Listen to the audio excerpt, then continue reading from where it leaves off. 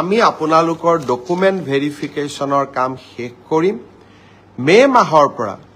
আপোনালোকৰ provisional list ওলাব কিন্তু নিযুক্তি 10 অক্টোবৰত হ'ব আৰু তেতিয়ালৈকে আমি সকলোৱে ধৈৰ্য ধৰিম কোনোবাই ক'ব পাৰে যে নতুন নিযুক্তিৰ ল'ৰা ছোৱালীয়ে যদি ইমান দেৰি কৈ দিওঁ তাতো পোষ্ট ল'ব নেকি নহয় নতুন নিযুক্তিৰ তালিকা 10 অক্টোবৰৰ পিছত ওলাব যে এই ৰিজাল্ট মেৰিটৰ আধাৰত হৈছে মেধাৰ ভিত্তিত হৈছে আৰু সঁচাকৈ চৰকাৰী চাকৰি আমি মেধাৰ ভিত্তিত দিয়াৰ বাবে প্ৰতিশ্ৰুতিবদ্ধ এতিয়া কোনোবাই মোক কৈছে মামা কাট অফ নম্বৰ বহুত হ'ল কাট অফ নম্বৰটো চৰকাৰে নিয়ন্ত্ৰণ নকৰে যদি 3000 পোষ্ট থাকে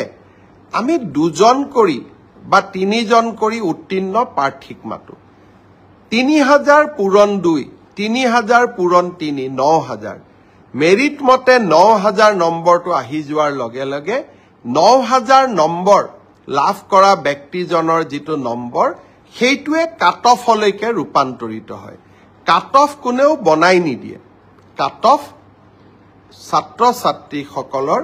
পৰীক্ষাৰ ফলাফলে নিৰ্ণয় কৰে কোনোবাই যদি ভাবে যে কাট অফ বেছি হৈছে তাৰ মানে ইয়াকে বুজাব পাৰি যে সঁচাকৈয়ে এইবাৰ পৰীক্ষাৰ ফলাফল যোৱাবাৰতকৈ ভাল হৈছে অসম পুলিচৰো দ্বিতীয় কাট অফ নোলায় কিন্তু বছৰটোৰ শেষৰ ফালে আমি আকৌ নতুন অসম পুলিচত খালী হৈ থকা পোষ্টসমূহ আমি এডভাৰটাইজ কৰিম কোনোবাই যদি পোৱা নাই হতাশ হ'ব নালাগে দৌৰৰ প্ৰেক্টিচ অব্যাহত ৰাখিব লাগে এডিআৰই পৰীক্ষাৰ প্ৰসংগতে মই উল্লেখ কৰিব খুজিছো যে এডিআৰইৰ চতুৰ্থ বৰ্গৰ পৰীক্ষাৰ বাবে এতিয়া এটা অৰেল টেষ্ট হ'ব এই অৰেল টেষ্ট আমি জুন মাহত অনুষ্ঠিত কৰিম লগে লগে এডিআৰই তৃতীয় বৰ্ষৰ পাছ কৰা ছাত্ৰ ছাত্ৰীসকল বা যুৱক যুৱতীসকলৰ বাবে এটা স্কিল টেষ্ট হ'ব সেই স্কিল টেষ্টটো আমি অহা জুন মাহত আমি আৰম্ভ কৰিম আমাৰ লক্ষ্য হৈছে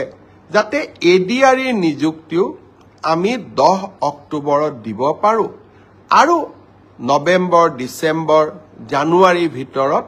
এডিআৰইৰ নতুন এডভাৰটাইজমেন্টটো আমি যাতে দিব পাৰো অৰ্থাৎ আমি আমাৰ যুৱক যুৱতীসকলৰ মাজত আশাৰ বন্তি গছি আমি জ্বলাই ৰাখিব খুজিছো